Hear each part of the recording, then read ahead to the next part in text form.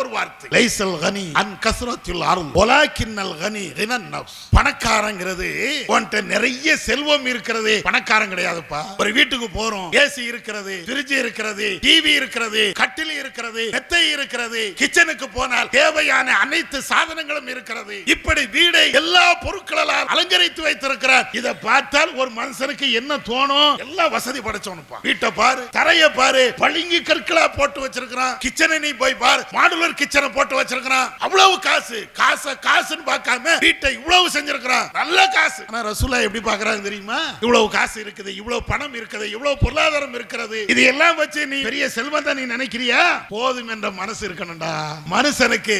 எனக்கு இது போதும், இன்னைக்கு பழைய கஞ்சி தான் எனக்கு உணவா, அல்ஹம்துலில்லாஹ் என்று சொல்றிய நீ தான் மிகப்பெரிய கோடீஸ்வரர். டாடா பிர்லா கோடீஸ்வரன் கிடையாது, அதானி அம்பானி கோடீஸ்வரன் கிடையாது. இறைவா எனக்கு தந்த இந்த அருளுக்கு புகழ் அனைத்தும் உனக்கு தான் என்று நீ பேசுகிறிய லட்சம் அதானிகளை விட நீ தான் பெரிய கோடீஸ்வரன். நான் சொல்லல, கண்மணி நாயகம் ஸல்லல்லாஹு அலைஹி வஸல்லம் சொல்றாங்க. என்னைக்காவது இந்த சிந்தனை வருதா? அஸ்ஸலாமு அலைக்கும் வரஹ்மத்துல்லாஹி வபரகாத்துஹு. கண்ணியம் நிறைந்த எல்லாம் வல்ல ஏக இறைவனின் நல்லடியார்களே, இந்த சந்தர்ப்பத்திலே இஸ்லாமும் இன்றைய சமூகமும் என்ற தலைப்பு எனக்கு வழங்கப்பட்டு இருக்கிறது. இந்த தலைப்பு வழங்கப்படுவதற்கு சில அடிப்படையான காரணங்கள் உண்டு. அதிலே முதன்மையான காரணம், நம்முடைய இஸ்லாமிய சமூகம் நாம் உண்டு, நம்முடைய பொழப்பு உண்டு என்று நடக்கக்கூடிய சமுதாயமாக மாறிவிட்டது. நீங்கள் ஒவ்வொரு பகுதிகளையும் இஸ்லாமியர்கள் வாழுகின்ற இடங்களில் எல்லாம் நீங்கள் கவனித்தீர்கள் என்றால் இது போன்ற ஒரு சூழலை கண்கூடாக உங்களால் பார்க்க இயலும். ஒவ்வொரு இடத்திலேயும் ஒரு சாக்கடை தெருவிலே ஆறாக ஓடிக்கொண்டே இருக்கிறது. இதை மிதித்து கொண்டு எல்லோரும் நடப்பார்கள். ஆனால் யாரும் இதற்கு எதிராக ஒரு துரும்ப கூட தூக்கி போட்டு விட மாட்டார்கள். அதே போல தெருக்களிலே நம்முடைய வாழும் பகுதிகளிலேயே ஏராளமான தீமைகள் அல்லது அநியாயங்கள் நடைபெற்று கொண்டே இருக்கும். நாம் கண்டும் காணாமலும் அப்படியே போய்கிட்டே இருப்போம். ஒரே வார்த்தை, நமக்கு ஏன் வம்பு, யாரும் எப்படியும் நடந்துவிட்டு போகிறார்கள், எதுவும் எப்படியும் நடந்துவிட்டு செல்கிறது, நமக்கு அது தேவை இல்லதானே என்ற அடிப்படையில் ஒவ்வொரு ஆளும் கடந்து செல்கின்ற சூழலைத்தான் பார்க்கலாம். சமூக அக்கறை, சமூக பொறுப்பு, இவ்வளவு பெரிய தீமைகள் நடக்கிறதே, இதற்கு ஏதாவது தீர்வுகள் உண்டா என்ற அந்த கவலை நம்முடைய இஸ்லாமிய சமூகத்தில் இன்றைக்கு மங்கி போய்விட்டது என்றுதான் சொல்ல வேண்டும். எந்த இடத்திலேயும் இது போன்ற கொடுமைகளுக்கு எதிராக, அநியாயத்துக்கு எதிராக ஆர்ப்பரிக்க வேண்டும், குரல்களை உயர்த்த வேண்டும் என்ற சிந்தனை அப்படியே இல்லாமல் போய்விட்டது என்ற அளவுக்கு சொல்லலாம். இன்னொரு கோணத்தை நீங்கள் பாருங்கள். இந்த நாட்டிலே எல்லா மதத்தவர்கள், எல்லா இனத்தவர்கள் வாழுகிறார்கள். அவர்களுக்கு ரோடு சரியில்லை என்றால் ரோடு மறியலில் ஈடுபடுவார்கள். அவர்களுக்கு சாக்கடை வசதியை அரசாங்கம் சரியாக செய்து கொடுக்கவில்லை என்றால் சாக்கடையை நடு ரோட்டில் வந்து கொட்டுவார்கள். குப்பைகளை அள்ளாமல் நகராட்சி அல்லது ஊராட்சி, பேரூராட்சி சார்ந்த அந்த பணியாளர்கள் விட்டு விடுவார்கள் என்றால் அந்த குப்பை வீடுகளிலே இருக்காது, ரோடுகளிலே இருக்கும். எல்லா இடத்திலும் நீங்கள் பாருங்கள். ஆனால் இஸ்லாமிய சமூகம் எங்கெல்லாம் நாம் வாழுகிறோமோ அத்தனை இடத்திலேயும் குப்பை மேட்டில் வாழுவோம். அதை அகற்றுவதற்கு ஒரு குரலை எழுப்ப மாட்டோம். ரோடுகள் குண்டும் குழியுமாக கிடக்கும். அதை பார்த்தும் பார்க்காமலும் அப்படியே சென்றுகிட்டே போகும். அதே போன்று ஒவ்வொரு சுகாதார விஷயங்கள், குடிநீர் விஷயங்கள், அரசாங்கம் மக்களுக்கு செய்ய வேண்டிய பல்வேறு விவகாரங்கள், இவைகள் அனைத்தையும் நம்முடைய சமுதாயம் வேடிக்கை தான் பார்க்கும். இன்னொரு சமுதாயத்தை நீங்கள் பார்த்தீர்கள் என்றால் கொதித்து எழுதுவார்கள். அவர்களுக்கு எந்த குறையும் நீங்கள் பார்க்க இயலாது. இதே தொண்டியை பாருங்க, ஒவ்வொரு தெருக்களும் கிடக்கக்கூடிய கிடையை பாருங்க, எவ்வளவு மோசமாக இருக்கிறது. திரும்ப திரும்ப ரோடு போட மாட்டாங்க, சுகாதாரமா வைக்க மாட்டாங்க. ஆனா இன்ன பிற பகுதியை நீங்கள் பார்த்தீர்கள் என்றால் அவ்வளவு அழகாக நீட்டாக இதே அரசாங்கம் வைத்திருக்கும். என்ன காரணம்? எல்லாம் நம்முடைய அந்த சமூக பொறுப்பு இல்லாம போனது. யாருக்கு வேண்டியோ எதற்கு வேண்டியோ என்ற நிலையில் இருப்பதனால தான் இன்றைக்கு ஒவ்வொருத்தனா நம்மளை அடிக்கிறான். எல்லா இடத்திலையும் இஸ்லாமியர்கள் அடிபடுவதற்கு இது ஒரு காரணம். சமூக பொறுப்பு இல்லை, சமுதாயத்தை பற்றி உள்ள கவலை இல்லை, அடுத்த வீட்டை பற்றி, எதிர்த்த வீட்டை பற்றி, அண்டை அயலார்களை பற்றி, நம்ம நாட்டில் வாழுகின்ற இன்ன பிற சமூகத்தை பற்றி யாருக்கும் எந்த கவலையும் இல்லை. நாம உண்டு, நம்ம வேலை உண்டு, நல்ல சாப்பிட்டோமா, பிரியாணி சாப்பிட்டு மத்தியானம் உறங்கினோமா, அடுத்த வேளை சாப்பாடுக்கு என்ன என்று திட்டமிட்டோமா, நம்முடைய மனைவி, நம்முடைய பிள்ளைங்க, நம்முடைய குழந்தைகள் எல்லாம் சந்தோஷமாக மகிழ்ச்சியாக வாழ்கிறார்களா? போதும். நம்முடைய சாப்பாட்டிற்கு, நம்முடைய அணிகின்ற உடைகளுக்கு, அழகான வீடுகளை அமைத்துக் கொள்வதற்கு போதிய வருமானம் இருக்கிறதா? போதும். எவன் எக்கேடு கட்டு போனா நமக்கு என்ன? இந்த சிந்தனை இஸ்லாமிய சமூகத்தில் மிகுதியாக இருப்பதை யாரும் மறுக்க இயலாது. இப்படி இருக்கிறது. இந்த விஷயம் இப்படி போனால் நாளைக்கு எவ்வளவு பெரிய விபரீதங்களை நாம் சந்திக்க போகிறோம். இஸ்லாமிய மார்க்கம் இந்த சமூக பொறுப்பை எப்படியெல்லாம் நமக்கு சொல்லித் தருகிறது. சமூக பொறுப்பு இருந்தால் நம்முடைய வாழ்வு எவ்வளவு சீராக இருக்கும். சமூக பொறுப்பு இல்லாமல் வாழ்ந்தால் நம்முடைய வாழ்வு எவ்வளவு கேடுகட்டதாக மாறும். இதை தெளிவுபடுத்துவதற்குத்தான் இந்த தலைப்பு எனக்கு தரப்பட்டு இருக்கிறது. பொதுவாக இஸ்லாமிய மார்க்கத்தை நீங்கள் படித்தீர்கள் என்றால் யாராக இருந்தாலும் அவர்கள் சமூக பொறுப்பை தாண்டி வாழ்வது முடியவே முடியாது. இன்னும் சொல்ல போனால் ஒருவர் முஸ்லீமாக இருக்கிறார் என்றாலேயே சமூக பொறுப்போடு இருந்தால்தான் அவர் முஸ்லீம். சமூக பொறுப்பு, சமூக அக்கறை, எனக்கும் சமுதாயத்திற்கும் எந்த சம்பந்தமும் இல்லை என்று நடக்கக்கூடியவர், அப்படி எண்ணக்கூடியவர் முஸ்லீமாகவே இருக்க முடியாது. இது நானாக சொல்லவில்லை. நபிகள் நாயகம் ஸல்லல்லாஹு அலைஹி வஸல்லம் அவர்கள் சொல்கிறார்கள், அத்தீனு அன்-நஸீஹா. இஸ்லாம் என்றாலேயே, மார்க்கம் என்றாலேயே பிறர் நலம் நாடுவது, சமூக பொறுப்பு. சமூக பொறுப்பு என்பதுதான் மார்க்கம். நான் இஸ்லாத்தில் இருக்கிறேன், ஆனா எனக்கு சமூக பொறுப்பு இல்லை.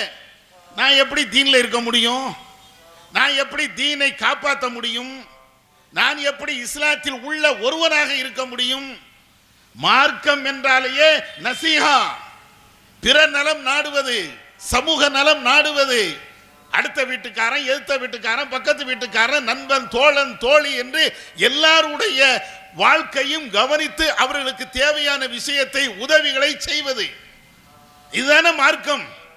அப்ப நான் இஸ்லாத்தில் இருக்கிறேன், மார்க்கத்தில் இருக்கிறேன் அப்படின்னு சொன்னா இந்த நசீஹாவுக்கு, சமூக நலத்துக்கு எதிராக இருந்தால் நான் எப்படி முஸ்லீமாக இருக்க முடியும்? நான் முஸ்லீமாக இருக்க வேண்டும் என்றாலேயே சமூக நலன் என்னிடத்தில் இருக்க வேண்டும்.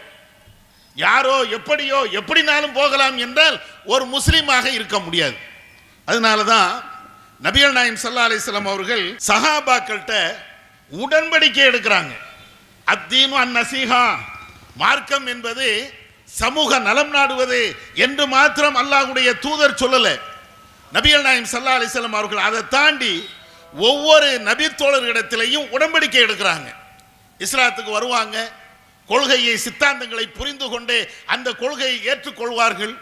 இப்படி வரக்கூடிய மக்களிடத்துல அல்லாஹ்வுடைய தூதர் சில விஷயங்களை சொல்லி உடன்படிக்கை எடுக்கிறாங்க. ரசூலுல்லாஹ்ட்ட உடன்படிக்கை எப்படி எல்லாம் எடுத்திருக்கிறாங்கன்னா, அலா இகாமி ஸலா, தொழுகையை நிலைநாட்ட வேண்டும், வ ஈதாயி ஸகா, ஜக்காத்தை கொடுக்க வேண்டும். நபி தோழர்கள் ரசூலுல்லாஹ்ட்ட எடுத்துக்கொண்ட உடன்படிக்கை. நான் இஸ்லாத்துக்கு வந்துட்டேன், கரெக்டா நான் தொழுவேன். நான் இஸ்லாத்துக்கு வந்துட்டேன், ஜக்காத்தை நான் வாரி வாரி கொடுப்பேன் அப்படின்னு சொல்லிட்டு ரசூலுல்லாஹ்ட்ட உடன்படிக்கை எடுக்கிறாங்க. அதோடு சேர்த்து வன்னுஸஹி லிகுல்லி முஸ்லிம், இந்த சமுதாயத்தில் இருக்கக்கூடிய அனைவர்களுக்காக வேண்டியும் நான் நலம் நாடுவேன், சமூக பொறுப்போடு வாழுவேன், சமூக பொறுப்போடு நான் வாழ்வேன் என்று ரசூலுல்லாஹ்ட்ட அவங்க போய் உடன்படிக்கை எடுக்கிறாங்க. அல்லாஹ்வுடைய தூதர் உடன்படிக்கை செய்து கொடுக்கிறாங்க. நீ இஸ்லாத்திற்கு வந்தா தொழுதா மட்டும் போதும், நோன்பு வச்சா மட்டும் போதும், தான தர்மங்களை கொடுத்தா மட்டும் போதும் அப்படின்னு மட்டும் நீ இருந்துடாதப்பா. சமூக பொறுப்பு உனக்கு இருக்கா? சமூக அக்கறை இருக்கா? தெருவை பற்றி, ஊரை பற்றி, இந்த நாட்டை பற்றி, தேசத்தை பற்றி உனக்கு ஏதாவது கவலை இருக்கா? கவலை இருக்கணும், அக்கறை இருக்கணும், அதை பற்றி நீ சிந்திக்கணும் என்று அல்லாஹ்வுடைய தூதர் நபி தோழர்களிடத்தில் உடன்படிக்கை எடுத்திருக்கிறாங்க. அதனாலதான் நாம அடிக்கடி ஒரு வார்த்தையை சொல்லுவோம், உலகத்தில் தலை சிறந்த மார்க்கம் இஸ்லாம் அப்படிம்போம். எதை பத்தி பேசுது நீங்க பாருங்க. அல்லாஹ்வுடைய தூதர் பேசுகின்ற அந்த பேச்சுக்களை நீங்க கொஞ்சம் ஆழமா சிந்திச்சு பாருங்க. வேற எந்த சித்தாந்தமும் இப்படிலாம் பேசாது. நீ கொள்கைக்கு வா, என் அமைப்புல வந்து சேரு அப்படின்ட்டு போய்கிட்டே இருப்பாங்க. ஆனா ரசூலுல்லாஹ் அப்படி சொல்லல. இஸ்லாத்துக்கு வாரியா, இந்த கொள்கையை நீ ஏத்துக்கிட்டியா, உன்னிடத்தில் இன்னென்ன விஷயங்கள் இருக்கணும், அல்லாஹ்வுக்கு இணை வைக்க கூடாது, அல்லாஹ்வுக்கு செய்ய வேண்டிய கடமைகள் அனைத்தையும் நீ செய்யணும், அதோடு உன்னுடைய பணி முடிந்து விட்டது என்று நீ நினைக்க கூடாது.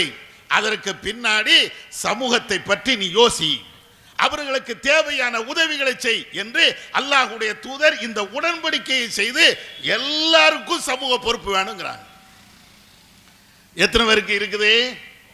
இஸ்லாத்தினுடைய பேசிக், இஸ்லாத்தினுடைய அடிப்படை.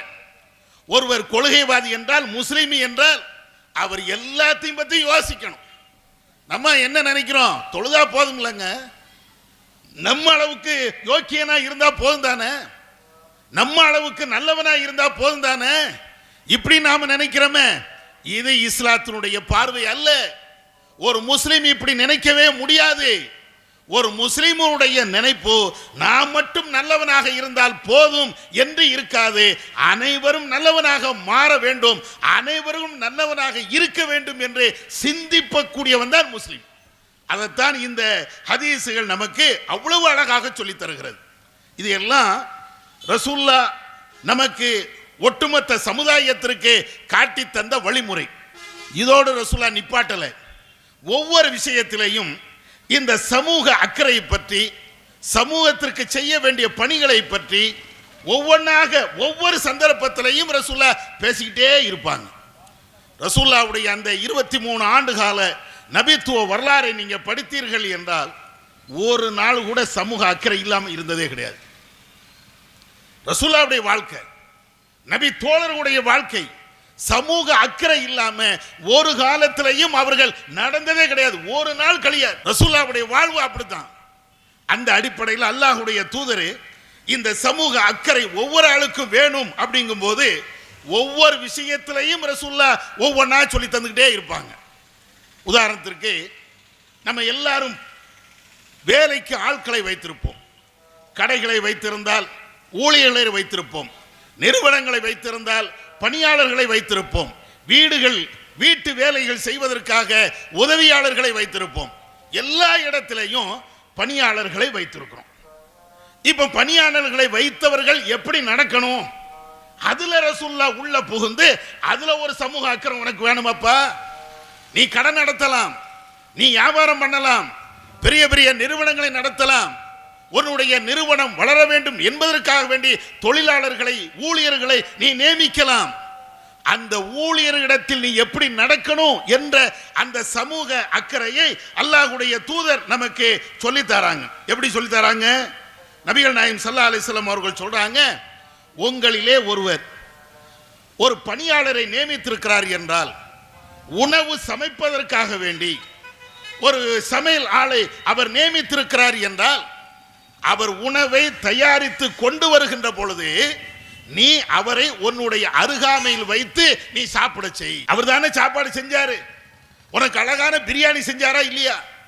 அழகான இட்லி சாம்பாரும் செஞ்சு தந்தாரா இல்லையா? நாக்கு ருசியா நீ சாப்பிட்டியா இல்லையா? அப்படி உணவை தயாரித்து செய்து தருகின்ற அந்த ஊழியரை அவன் ஏதோ சமையல்காரன், நம்ம காசு கொடுக்கிறோம், சம்பளம் கொடுக்கிறோம், ஊதியம் கொடுக்கிறோம், அதனால செஞ்சுதாரான் அப்படின்னு வெளியே வைக்காது. ரசூலா சொல்றாங்க, உன்னோடு அமர வைத்து அந்த உணவை அவனுக்கு நீ கொடு. இன்னும் ரசூலா சொல்றாங்க, ஒரு சமயம் உணவு குறையத்தான் இருக்கிறது. 2 பேர் சாப்பிடக்கூடிய அளவிற்கு இல்லை, 4 பேர் சாப்பிடக்கூடிய அளவுக்கு இல்லை, குறையத்தான் இருக்கிறது. அப்ப குறைய இருக்கிறது என்றால் உன்னோடு அமர வைத்து உணவு அருந்த முடியாத அளவிற்கு அந்த உணவு ரொம்ப கம்மியாக இருக்கும் என்றால் அதுல இருந்து ஒரு கவள உணவு கொஞ்சமாவது எடுத்து அவன் கையில நீ கொடு. எவ்வளவு அக்கறை நீங்க பாருங்க, எவ்வளவு பெரிய சமூக புரட்சி நீங்க பாருங்க. நம்ம இதை ஏதோ சாதாரணமா நினைக்கிறோம், சாதாரணமாக இதை கடந்து செல்கிறோம். ஒரு பணியாளர்களுக்கு நபி அவர்கள் செய்கின்ற ஒரு உபதேசம் தானே அப்படின்னு நினைக்கிறோம். இது மிகப்பெரிய மாற்றுதலை இந்த உலகத்திற்கு சாதித்து காட்டியது, கொண்டு வந்தது. சாதாரண ஒரு விஷயம் என்று இதை எடுத்துக்கொள்ள முடியாது. அன்றைய காலகட்டத்தில் இன்றைக்கு எப்படி ஜாதி மத மோதல்கள் இருந்ததோ அதே போன்று அன்னைக்கு இருந்தது. மனிதர்கள் அத்தனை பேர்களுமே சமம் இல்லை என்று பார்த்தார்கள், ஏற்றத்தாழ்வை கற்பித்தார்கள். முதலாளி வேறு தொழிலாளி வேறு என்று இப்படி இருவேறாகத்தான் இருந்தார்கள். இன்னும் சொல்ல போனால் அந்த காலகட்டத்தில் அடிமைகளை ஊழியர்களாகத்தான் பயன்படுத்துவார்கள், அடிமைகளை மனிதனாகவே கருத மாட்டார்கள். அப்படிப்பட்ட அந்த காலத்தில் தான் நபிகள் நாயகம் ஸல்லல்லாஹு அலைஹி வஸல்லம் அவங்க சொன்னாங்க, உன் பணியாளர் அவர் உணவு தயாரிக்கிறார் என்றால், அவர் உனக்கு கீழே வேலை செய்கிறார் என்றால் அவருக்கு இந்த உதவியை நீ செய். எவ்வளவு அற்புதமான ஒரு வார்த்தை, எவ்வளவு அழகான ஒரு செயல்முறை. ரசூலுல்லாஹ் இவ்வளவு அழகாக நமக்கு சொல்லி தராங்க. இதுல இன்னொரு விஷயத்தை நீங்க பாருங்களேன். நபிகள் நாயகம் ஸல்லல்லாஹு அலைஹி வஸல்லம் அவர்கள் இந்த சமூக அக்கறையில எவ்வளவு கூடுதலாக இருந்திருக்கிறாங்க அப்படிங்கிறதுக்கு. இப்ப நம்ம எல்லாரும் வாகனம் வச்சிருப்போம், ஒரு பைக்கு, ஒரு காரு, இது மாதிரி வாகனங்கள் இருக்கும். இப்படி வாகனம் இருந்து ஒரு வழியில நாம் போய்கிட்டே இருந்தோம் அப்படின்னு சொன்னா சில பேர் லிஃப்ட் கேட்பான், என்ன அங்க கொண்டு போய் விட்டுருங்க, இந்த வழியா தானே போறிய, என்ன அங்க கொண்டு போய் விட்டுருங்க, லிஃப்ட் கேட்பாங்க. சில பேர் கொள்ளையடிக்கிறதுக்காண்டி லிஃப்ட் கேட்பான். ரெண்டையும் நம்ம தெரிஞ்சுக்கணும், ஏன்னா அப்படி நடக்கத்தானே செய்து. இன்னைக்கு கூட நீங்க பார்க்கலாம், தஞ்சாவூர் திருச்சி பாதையில் இதே மாதிரி லிஃப்ட் கேட்டிருக்கிறான். லிஃப்ட் கேட்டு லிஃப்ட் கொடுத்த ஆளை அவன்கிட்ட இருக்கக்கூடிய நகையை, அவன்கிட்ட இருந்த பணத்தை, கிட்டத்தட்ட 50,000 ரூபாய் பணத்தை எல்லாத்தையும் பறிச்சுக்கிட்டு அடிச்சு விரட்டி இருக்கிறான். இன்னைக்கு வந்த செய்தி. அப்ப இப்படி எல்லாம் திருடுவதற்காக வேண்டி சில பேர் லிஃப்ட் கேட்பான், அதை பேசாது. அது போன்ற தீமைகளை, அது போன்ற சமூகத்துக்கு எதிராக நடக்கக்கூடியவர்களை அது தண்டிக்க வேண்டும் என்பது தனி விஷயம், அரசாங்கம் பார்க்கும். அதே நேரத்தில் இப்படி ஒருவர் வாகனம் வைத்திருக்கிறார், அவர் வெளியில போகிறார், ஒருவர் நியாயமாக நடக்க முடியல, இவ்வளவு தூரத்தை சாதாரணமாக கடக்க முடியல, நீ அந்த சைடு தானே போற, எனக்கு லிஃப்ட் தா, என்னையும் ஏத்திக்கிட்டு போ அப்படிங்கிறாரு. நிறைய பேர் நம்முடைய பார்வை எப்படி இருக்கும், சில பேர் சரி ரைட்டு வாப்பா போறேன் அப்படி கொண்டு போய் விட்டுருவேன் அப்படிம்பாங்க. சில பேர் எதுக்கு இவனை போய் ஏற்றிட்டு போவானே, இவனை ஏற்றிட்டு போய் நம்மளுக்கு என்ன புண்ணியம், இருக்கக்கூடிய பெட்ரோலும் கொஞ்சம் கூடுதலாக தானே செலவாகும், தேவையில்லை தானே அப்படின்னு நினைச்சிட்டு விட்டுட்டு போயிடுவோம். இது இன்னைக்கும் இந்த மாதிரி ஒரு சிந்தனைகள் நிறைய பேர்கிட்ட இருக்கிறது. ஆனால் நபியுடைய காலகட்டத்தில் இன்னைக்கு இருந்த மாதிரி வாகன பெருக்கங்கள் கிடையாது. இன்னைக்கு வீட்டுக்கு 4 பைக் இருக்கும், ஒரு தெருவில் 10 பேருக்கு கார் இருக்கும். நபியுடைய காலத்தில் மோட்டார் வாகனங்கள் கிடையாது, கால்நடைகள் தான் வாகனமாக இருந்தது. ஆனால் எல்லா வீட்லையும் வாகனம் இருக்குமா? எல்லா வீட்லையும் குதிரையோ அல்லது ஒட்டகத்தையோ வாகனமாக வைத்திருப்பார்களா? இன்னைக்கு நம்ம வச்சிருக்கிறோமா 4 பைக்கு, 4 ஒட்டகம் ஒரு வீட்டில் இருக்குமா? 4 குதிரைகள் அங்க ஒரு வீட்டில் இருக்குமா? தேவைக்கு ஒன்று வைத்திருப்பார்கள். அது கூட இல்லாமல் நிறைய பேர் இருந்தார்கள். வரலாறுகள்ல நீங்க படிக்கலாம். சாப்பாட்டுக்கே வழி இல்லாதவர்கள், உணவுக்கே வழி இல்லாதவர்கள், அவங்கள்ட்ட எப்படி இது போன்ற வாகனங்கள் இருக்கும்? ஒண்ணுமே இல்லை. இப்படி நிறைய பேர் இருந்தார்கள். அப்படி சில பேர் போர்க்களத்துக்கும் போயிட்டு வராங்க. வாகனம் இல்லை, ரசூலுல்லாஹ்வுடைய காலத்துல வாகனம் இல்லை. அப்படி இருக்கும்போது போருக்கும் போயிட்டு வராங்க. இப்படி போயிட்டு வரும்போது ஒரு சம்பவம் நடக்கிறது. ஒரு நபி தோழர், அவரிடத்தில் ஒரு வாகனம் இருக்கிறது. அந்த வாகனத்தில் அவர் மட்டும் ஏறி உட்கார்ந்து இருக்கிறார். பைக்னா 2 பேரும் உட்காரலாம்ல, அல்லது 3 பேராவது ட்ரிபிள்ஸ் ஆகுது போத்தானே செய்யறாங்க. ரசூலுல்லாஹ்வுடைய காலத்தில் அந்த ஒரு வாகனத்தில் 2 பேர் போகலாம், கொஞ்சம் நெருக்கடியா இருந்தால் 3 பேர் போகலாம். இந்த நபி தோழர் என்ன செய்யறாருன்னா, அவருடைய வாகனத்தில் அவர் மட்டும் ஏறி உட்கார்ந்து இருக்கிறார். ஏறி உட்கார்ந்துக்கிட்டு நம்ம வாகனத்தை யாராவது வாடகை கேட்டக்கூடாது, அல்லது ஓசி கேட்டக்கூடாது, என்னையும் கொண்டு போய் அங்கே விட்டுருங்க அப்படின்னு லிஃப்ட் கேட்டக்கூடாது. அப்படிங்கிறதுக்காண்டி அவர் என்ன செய்யறாருன்னா, அப்படியே தெற்கையும் வடக்கையும் இப்படியே பார்க்கிறார். எப்படி இருக்குன்னு பாருங்களேன். வாகனம் அவர்கிட்ட இருக்கிறது, அவர் மட்டும்தான் உட்கார்ந்து இருக்கிறாரு, பின் சீட்டு காலியாத்தான் இருக்கிறது, யாரும் வந்துடக்கூடாது, யாரும் நம்மள்கிட்ட லிஃப்ட் கேட்டக்கூடாது அப்படிங்கிறதுக்காக வேண்டி இங்க ஒரு பார்வை, அங்க ஒரு பார்வை, தெற்க ஒரு பார்வை, வடக்கு ஒரு பார்வை, அப்படியே உட்கார்ந்துட்டே இருக்கிறாரு. ரசூலுல்லாஹ் அதை தூரத்துல இருந்து கவனிச்சுட்டாங்க.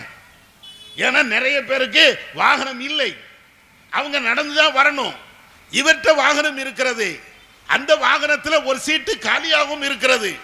அப்படி இருக்கும்போது அதுவும் போருக்கு வந்திருக்கிறாங்க. அப்ப வந்த சகோதரர்களை இவரை அழைச்சிட்டு போயிட வேண்டியதானே அப்படின்னு ரசூலுல்லாஹ்வுக்கு அந்த நினைப்பு வருது. ஆனா இவர் என்ன நினைக்கிறாரு, நம்ம வாகனம், நமக்கு சொந்தமான வாகனம், நம்ம மட்டும்தான் போகணும், ஒரு சீட்டு காலியா இருந்தாலும் ஃப்ரீயாக நல்ல நிதானமாக போலாமே அப்படின்னு நினைச்சுக்கிட்டு யாரையும் ஏத்துவதற்கு மனசு இல்லாம அப்படியே பார்க்கிறார். தெற்கு ஒரு பார்வை, வடக்கு ஒரு பார்வை, அப்படியே பார்த்துட்டே இருந்தோன்னே ரசூலுல்லாஹ் அவங்கள்ட்ட உள்ள ஒரு அற்புதமான ஒரு பண்பு, ரசூலுல்லாஹ்வுடைய பண்பு, நேரடியாக ஒரு மனிதனுடைய மனது குத்தக்கூடிய அளவிற்கு அப்படி பேச மாட்டாங்க. ஆனா சம்பவம் தவறாக நடக்கிறது. உடனே ரசூலுல்லாஹ் சஹாபாக்கள் எல்லாத்தையும் கூப்பிடுறாங்க. தோழர்களே, உங்களில் யார் இடத்துல எல்லாம் வாகனம் இருக்கிறதோ, அதுல இடம் இருக்கிறதோ, அவர்கள் அத்தனை பேரும் வாகனம் இல்லாத ஆட்களை அந்த வாகனத்தில் ஏற்றிக் கொள்ளுங்கள். யாரை குறித்து சொல்றாங்க? அந்த தெற்கையும் வடக்கையும் பார்த்தாரு, தன்னுடைய வாகனத்தில் இடம் இருப்பதை யாருக்கும் கொடுக்க வேண்டாம் என்று நினைத்து கொண்டு இருந்தாரு.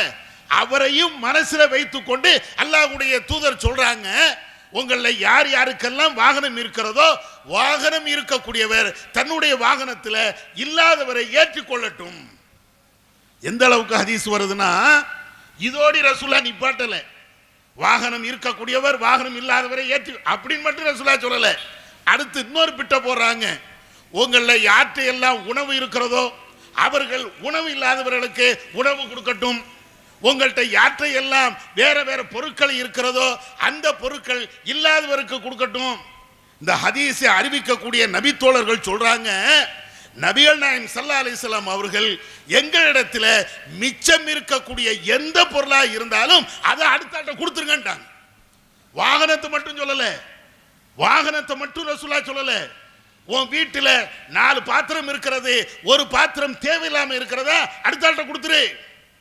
உன் வீட்டில் 4 தலவாணி இருக்கிறது, ஒரு தலவாணி உனக்கு தேவையில்லையா அடுத்தாட்ட கொடுத்துரு. உன் வீட்டில் 4 பெட்ஷீட் இருக்கிறது, 3 தான் உனக்கு தேவை, 1 சும்மா தான் இருக்குது, அடுத்தாட்ட கொடுத்துரு. எப்படி ரசூலுல்லாஹ் யோசிக்கிறாங்கன்னு பாருங்க. சஹாபாக்கள் அப்படி சொல்றாங்க. நபிகள் நாயகம் ஸல்லல்லாஹு அலைஹி வஸல்லம் அவர்கள் எங்க இடத்துல எந்த பொருள் மிச்சம் இருந்தாலும் அதை அடுத்தால கொடுத்துருன்றாங்க. வாகனத்தை மட்டும் ரசூலுல்லாஹ் பேசல, வீட்டை மட்டும் ரசூலுல்லாஹ் பேசல, கொடுக்கல் வாங்கல் இன்ன பிற பிரச்சனைகள் அதை மட்டும் ரசூலுல்லாஹ் பேசல. உன்கிட்ட இருக்குது என்றால் இல்லாதவனுக்கு ஏதாவது கொடு, கொடுக்காம நீ இருக்காத. சும்மா தானே கிடக்குது.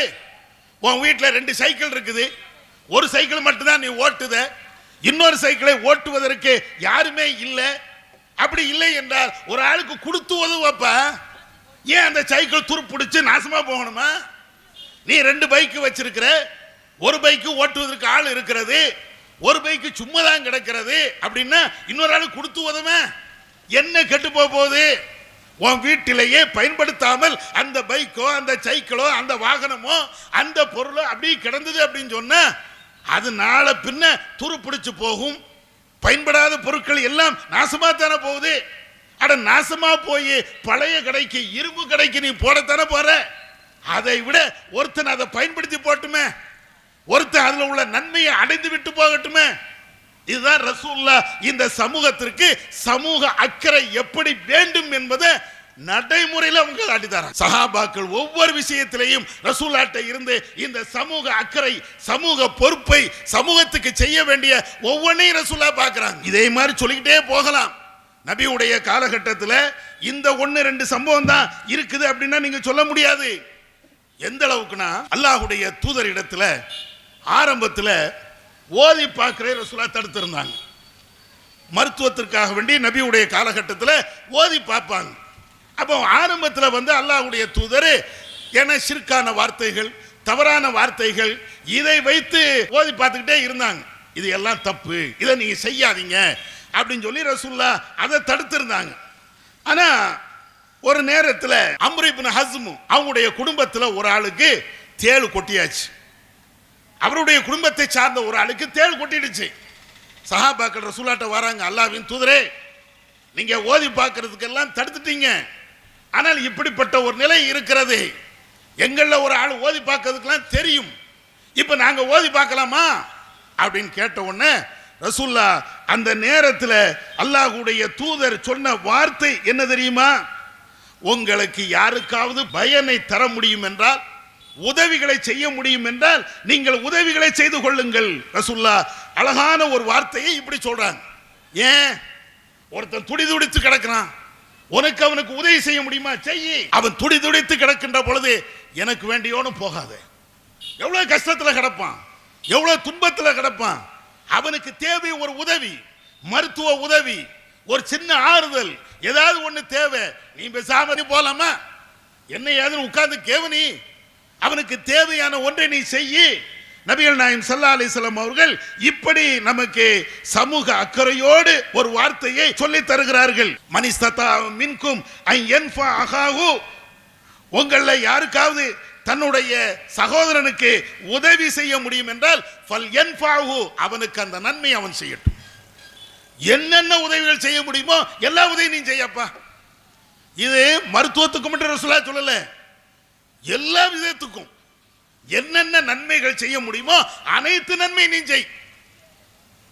எவ்வளவு சமூக அக்கறையோடு அல்லாஹ்வுடைய தூதர் இப்படி பேசியிருப்பார்கள் அப்படி நீங்க பாருங்க. இதே மாதிரி ஏராளமான ஹதீசுகள், ஏராளமான செய்திகள் சமூக அக்கறையோடு வாழ வேண்டும் என்பதற்காக அல்லாஹ்வுடைய தூதர் பல கட்டங்களில் நமக்கு சொல்லி தந்து இருக்கிறார்கள். நிறைய இருக்கிறது. ஆனால் நான் ஏற்கனவே சொன்ன மாதிரி இஸ்லாமிய மார்க்கம் என்பது சமூகம் சார்ந்த, சமூக அக்கறை கொண்ட ஒரு மார்க்கம். இந்த மார்க்கத்தில் சமூக அக்கறைக்கும் எனக்கும் சம்மதம் இல்லை என்று பேசுவதற்கு ஒரு முஸ்லீமுக்கு அருகதை கிடையாது. பேசினால் அவன் இந்த மார்க்கத்தில் இருக்க இயலாது. எப்படி இணை வைத்து விட்டால் இந்த மார்க்கத்தை விட்டு வெளியேறி விடுகிறானோ, பெரும் பாவங்கள் செய்தவனுக்கும் இந்த மார்க்கத்துக்கும் சம்மதம் இருக்காதோ, அதே போன்று எனக்கும் இந்த சமூகத்திற்கும் சம்பந்தமே இல்லை, எந்த உதவியும் செய்ய மாட்டேன், எந்த அக்கறையும் சமூக அக்கறை எனக்கு இருக்காது என்று ஒருவன் நினைக்கிறான் என்றால் அவன் இந்த மார்க்கத்தில் இருக்கவே முடியாது. அந்த அளவுக்கு அல்லாஹும் அல்லாஹ்வுடைய தூதரும் சமூக அக்கறை பற்றி நமக்கு சொல்லி தருகிறார்கள். நிறைய இருக்கிறது. நீங்க புகாரிய, முஸ்லிம, திருமறை குர்ஆனுடைய வசனங்கள் எதை எடுத்தாலும் சமூக அக்கறை பற்றி பேசாம இருக்காது. சமூகம் சார்ந்த பல்வேறு நன்மைகளை பற்றி பேசாமல் வசனங்கள் இருக்காது, ஆயத்துகள் இருக்காது, ஹதீஸ்கள் இருக்காது. அவ்வளவு செய்திகள் சொல்லிக்கிட்டே போகலாம், ஏராளமான தகவல்களை சொல்லலாம். ஆனா இன்னைக்கு இந்த சமூக அக்கறை இஸ்லாமிய சமுதாய மக்களிடத்தில் இருக்கா? கொஞ்சம் நீங்க யோசிச்சு பாருங்க. எத்தனை பேர்கிட்ட இருக்கிறது? எந்த அடிப்படையில் எல்லாம் அந்த சமூக அக்கறையை நாம பயன்படுத்துகிறோம் அப்படிங்கிறத நீங்க பாருங்க. அது இல்லாதனால ஏற்படுகின்ற விளைவுகள் ரெண்டையும் நீங்க ஒப்பிட்டு பாருங்க. சமூக அக்கறை கொஞ்சம் கூட கிடையாது. அதனுடைய விளைவுகள் இன்னைக்கு எப்படி போய்விட்டது என்றால், சமூகத்தில் எவ்வளவு தீமைகள் மலிய வேண்டுமோ அவ்வளவு தீமைகளும் மலிந்து கிடக்கிறது. கொஞ்ச நெஞ்ச தீமைகள் இல்லை, ஒன்னு ரெண்டு தீமைகள் இல்லை. சமூக அக்கறை இல்லை என்றால் தீமைகள் தான் இந்த சமுதாயத்தை ஆட்டி படைக்கும். ஜமாத் தலைவர்கள் அவங்களுக்கு எந்த கவலையும் கிடையாது. பெரிய பெரிய ஆலிம்கள் அசர்த்துமார்கள் அவங்களுக்கு இந்த அக்கறை கிடையாது. ஏதோ மௌலிது ஓதுனமா, பாத்தியா ஓதுனமா, வருஷத்துக்கு ஒருக்கா கந்தூரி எடுத்தமா, அதை எவனாவது எதிர்த்தால் அதை எதிர்த்து நம்ம பிரச்சாரம் பண்ணமா, இதுதான் அவங்களுடைய வேலை. இந்த சமூகம் இன்னைக்கு நாரி போய் கிடக்கிறது, தீமைகள்ல ஊறி போய் கிடக்கிறார்களே, தீமைகளை கெதி என்று அப்படியே சுழறுகிறார்களே. யாருக்கு சமூக அக்கறை இருக்கிறது? நம்ம பல ஊர்களில் நீங்க பார்த்தீர்கள் என்றால், இது போன்ற விழிப்புணர்வு பிரச்சாரத்திற்காக வேண்டி மீட்டிங் ஏற்பாடு பண்றோம் என்றால் அதை தடுக்கிறதுக்கு எல்லாரும் வரோம்.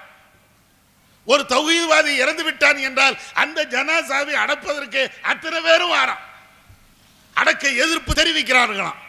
மஜாத்து காரணங்க அடக்கக்கூடாது, தௌஹீத் காரணங்க அடக்கக்கூடாது அப்படின்னு சொல்லி எதிர்ப்பு தெரிவிப்பதற்காக வேண்டி எல்லாரும் வராங்க. இதுதான் இவங்களுடைய சமூக அக்கறை. எப்ப கொஞ்சம் திரும்பி பாருங்க.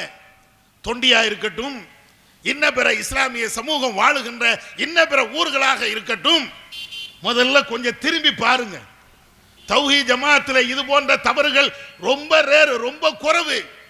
ஆனா இன்ன பிற மக்களிடத்தில், இன்ன பிற ஏக்கத்தை சார்ந்தவர்களிடத்தில், இன்ன பிற கொள்கையை சார்ந்தவர்களிடத்தில், இஸ்லாமிய சமூகத்திடத்தில் எவ்வளவு பெரிய தீமைகள் இருக்கிறது அப்படின்னு சொல்லி ஜமாத்தார்கள் கொஞ்சம் சமூக அக்கறையோடு பாருங்க. எங்களை திட்டுவது, எங்களை ஏசுவது, எங்களை குறை சொல்வது, சதாவும் எங்களை பற்றியே யோசிப்பது, இது எல்லாத்தையும் விட்டுட்டு இந்த சமுதாயத்தில் இன்னும் சொல்ல போனால் உங்களுடைய கொள்கையை சார்ந்த பெண்கள், ஆண்கள் அவர்கள் அடிக்கக்கூடிய கூத்து கும்மாளங்கள் எவ்வளவு தலைகுனிவை ஏற்படுத்துகிறது. இதே ஊர்ல நடந்தது தானே. பேஸ்புக்ல, சமூக வலைதளங்கள்ல ரீல்ஸ் அப்படின்னு ஒன்ன போடுவாங்க. அதை பார்க்காத ஆளே இருக்க முடியாது. நீங்க விரும்பாவிட்டாலும் பேஸ்புக் தளங்கள் அதை உங்க கண்ணு முன்னால காட்டிட்டு தான் அடுத்த வேலையை பார்க்கும். நீங்க வேற ஏதாவது செய்தியை பார்க்கறதுக்காக வேண்டி பேஸ்புக்கை நீங்க துறங்க. அப்படி துறந்து ஏதாவது ஒரு செய்தியை நீங்க படிச்சுட்டே இருக்கும்போது இது குறுக்க வந்து நிற்கும். அந்த ஒருத்தன் டான்ஸ் ஆடினது, இந்த ஒரு பொம்பளை எவனோட இழுத்துட்டு ஓடினது, அல்லது வேற கலாச்சாரங்கள், வேற மோசமான செய்திகள், இது எல்லாம் ரீல்ஸ்ங்கிற பேர்ல அப்படியே வந்துட்டு வந்துட்டு வந்துட்டு ஓடும். இப்ப என்ன பிரச்சனை? இந்த ரீல்ஸ் சில பேர் நல்ல செய்திகளையும் தராங்க, அதை மறுக்க இயலாது. சில பேர் நல்ல ரீல்ஸும் போடுவாங்க. சமூக அக்கறையோடு ஒரு நன்மையான செய்திகளை மக்களுக்கு பகிர வேண்டும் என்பதற்காக வேண்டி சில ரீல்ஸ்கள் போடுவாங்க. நம்ம தௌஹீத் ஜமாத்தும் ரீல்ஸ் போடுது. அது எதை போடுவோம்? இதை மாதிரி பயான்களை போடுவோம். சில முக்கியமான கருத்துக்களை, முக்கியமான செய்திகளை அதை மட்டும் எடுத்து அதை போடுவோம். ஒரு 30 செகண்ட் ஓடக்கூடிய அளவிற்கு இதை மாதிரி செய்திகளை போடுவோம். ஆனால் நம்முடைய சமூகம், அதுவும் குறிப்பாக பெண்கள், எந்த பெண்கள்? அந்நிய ஆண்களை பார்க்க மாட்டேன், முகத்தை மூடிக்கிட்டு தான் நான் போவேன், யாருடைய பேச்சை நான் கேட்க மாட்டேன் அப்படின்னு கொள்கை கொண்ட சில பெண்கள். அந்த கொள்கையை வளர்த்து விடுவதற்கும் சில ஆலிம்களும் இருக்கத்தானே செய்யறாங்க. முகத்தை மூடு, முகத்தை மூடாம வெளியே வந்துடாத அப்படின்னு பேசக்கூடிய சில ஆலிம்களும் இருக்கத்தானே செய்யறாங்க. இத மாதிரி இந்த கொள்கையை சார்ந்த பெண்கள் ஒவ்வொரு ரீல்ஸ் போடுறாங்க. எப்படி ரீல்ஸ்? உன் அண்ணனோடி போட முடியுமா? தம்பியோடு போட முடியுமா? தகப்பனாரோடு போட முடியுமா? அப்படிலாம் போடுறது இல்லை. எப்படி போடுறாங்க?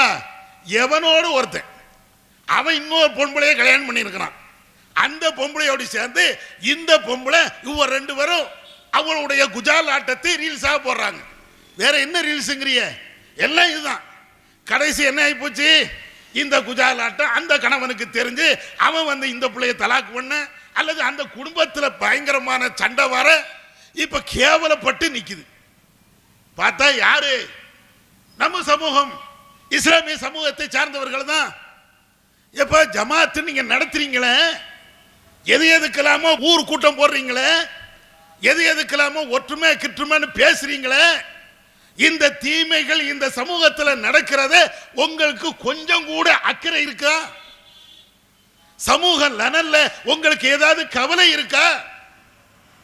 அடே ரீல்ஸ் என்கிற பேர்ல விபச்சாரத்தை ஆதரிக்கிறாங்களே, ரீல்ஸ் என்ற பேர்ல கழிசடை கூத்தாட்டங்களை கொண்டாடுறாங்களே, ரீல்ஸ் என்ற பேர்ல அப்பட்டமாக அந்நிய ஆண்களை விபச்சாரத்துக்கு அழைக்கிறாங்களே, ரீல்ஸ் என்ற பேர்ல எவ்வளவு பெரிய கேடுகட்ட செயலையும் அரங்கேற்றுதாங்களே. யாருக்கு அக்கறை இருக்கிறது? என்னைக்காவது ஜும்மா மேடைகள்ல ஆலிம் பேசியிருப்பாங்களா? அப்படியே பேசினாலும் இந்த தாய்மார்கள் அங்கேயே வராங்க. தர்காவுக்கு எடுத்துட்டு போறீங்க, அங்க நடக்கக்கூடிய கூத்து கும்பாட்டங்கள், அதற்கு நீங்க வக்காலத்து வாங்குறீங்க. அது போன்ற அநியாயத்துக்கு வக்காலத்து வாங்கினதுனாலதான் இந்த பெண்கள் இப்படி தரிகட்டு போறாங்க.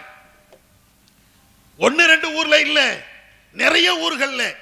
அதே மாதிரி இன்னொரு ரீல்ஸ், சினிமா பாட்டு பேக்ரவுண்ட்ல ஓடும், இவ உட்கார்ந்துக்கிட்டு டான்ஸ் ஆடுவாங்க, இவ உட்கார்ந்துட்டு அதுக்கு தக்கன வாயை அசைச்சு அப்படியே நடிப்பார்கள். அதுக்கு ஏராளமான கமெண்ட். எங்க போகுது நம்முடைய சமூகம்? இன்றைக்கு எங்க போயிட்டு இருக்குது கேட்டாச்சுன்னா நாகவனிபாவுடைய பாட்டை தான் சொல்லுவாங்க. என்ன பாட்டு? பாத்திமா வாழ்ந்த முறை உனக்கு தெரியுமா? அடைய ரசூலுல்லாஹ்வுடைய மகள் பாத்திமா எப்படி நடந்தாங்க? நம்ம பாத்திமா இப்ப எப்படி நடக்குது? தருதலையா நடக்கலையா? யாருக்காவது அக்கறை இருக்கிறதா? கவலை இருக்கிறதா? ஒரு நேரத்தில் பெண்கள் படிதாண்டி போவது என்பது ரொம்ப ரேரா இருந்தது. அங்க ஒண்ணு அப்படி நடந்துச்சாம, இங்க ஒண்ணு இப்படி நடந்துச்சாம, அந்த ஊர்ல இப்படி நடந்துச்சாம. இப்போ இந்த மொபைல் போனு, இந்த கேடுகட்ட கலாச்சாரம், சமூக வலைதளங்கள் என்ற பேர்ல இவங்க அவிழ்த்து விடக்கூடிய அனைத்து ஆட்டம் பாட்டங்கள், இதனுடைய விளைவுகள் இன்னைக்கு என்ன? ஒவ்வொரு இடத்திலையும் நடக்குது, வெளியில தெரியாம. அவ்வளவு அநியாயம், அவ்வளவு அனாச்சாரம், அவ்வளவு மோசமான பழக்கம் இருக்கா இல்லையா? நாம கேட்கறது ஒன்னே ஒண்ணுதான் கேட்கிறோம், ஜமாத்தார்களே நீங்க என்னமும் செஞ்சுட்டு போங்க, ஆனா இந்த சமூகத்துல இவ்வளவு பெரிய சீர்கேடுகள் நடக்குது, உங்க கண்ணை பொத்திக்கிட்டு உட்கார்ந்து இருக்கிறீங்களே. கேட்டா முஹம்மது நபி மேல எங்களுக்கு முஹப்பத் இருக்கிறது, ரசூலுல்லாஹ் மேல எங்களுக்கு முஹப்பத் இருக்கிறது. என்னப்பா முஹப்பத் இருக்கிறது? அல்லாஹ்வுடைய தூதர் மேல முஹப்பத் இருக்கிறது என்றால், நபி அவருடைய காலகட்டத்தில் இந்த கேடுகட்ட ஒரு செயலை ஒரு பெண்மணி செய்திருந்தால் ரசூலுல்லாஹ் வேடிக்கை பார்த்துட்டு இருந்தாங்களா? இந்த தீமைகள் எப்படினாலும் நடக்கட்டும் என்று அல்லாஹ்வுடைய தூதர் இருந்தார்களா? அல்லாஹ்வுடைய தூதர் மேல முஹப்பத் இருந்தால் நபி அவர்கள் காட்டி தந்த அந்த சமூக அக்கறை நீங்க பாருங்க. மஹ்சூமியா குலத்தை சார்ந்த அந்த பெண்ணை திருடி விட்டாள், ஒரு தவறை செய்து விட்டாள். அல்லாஹ்வுடைய தூதர் கொதித்து எழுந்த அந்த வரலாறு உங்களுக்கு தெரியாதா? மஹ்சூமியா குலத்தை சார்ந்த அந்த பெண்ணை திருடி விட்டாள், உயர்ந்த குலத்தை சார்ந்த பெண்ணு. நபியுடைய காலகட்டத்தில் திருடினால் கையை வெட்ட வேண்டும், ஆனால் உயர்ந்த குலத்தை சார்ந்த ஒரு பெண்ணை திருடி விட்டால் அவளுடைய கையை வெட்டினால் இந்த சமூகம் எப்படி பார்க்கும்? அவங்களுடைய குடும்பத்தினுடைய மான மரியாதை என்ன? இதையெல்லாம் போட்டு மறைக்கணுமே. சஹாபாக்களே சில பேர் அப்படி நினைச்சாங்க. நபியிடத்தில் வந்து சொல்றாங்க, அந்த பெண்ணு உயர்ந்த குலத்தை சார்ந்த ஒரு பெண்ணு, அவளுக்கு தண்டனை கொடுத்தால், அவளுக்கு வேற ஏதாவது ஒரு விவகாரம் ஏற்பட்டு விட்டால், பகிரங்கப்படுத்தி விட்டால் மானம் போயிருமே. அப்பதான் ரசூலுல்லாஹ் சொன்னாங்க, என்னுடைய மகள் பாத்திமா திருடி விட்டால் அவளுடைய கையை நான் வெட்டுவேன். இதுதான் சமூக அக்கறை. செஞ்சீங்களா நீங்க? இன்னைக்கு நடக்குது, இதே பகுதியில் நடக்குது. எதுக்கெல்லாமோ ஊர் கூட்டம், எதுக்கெல்லாமோ கூடுறீங்க. ஏன் இதுக்கு கூடி யார் இப்படி தப்பு பண்ணா இந்த தப்பை செய்யாதீங்க என்று பேசுவதற்கு துப்பு இல்லை. இந்த தீமையை தட்டி கேட்பதற்கு உங்களுக்கு கொஞ்சம் கூட துப்பு இல்லை.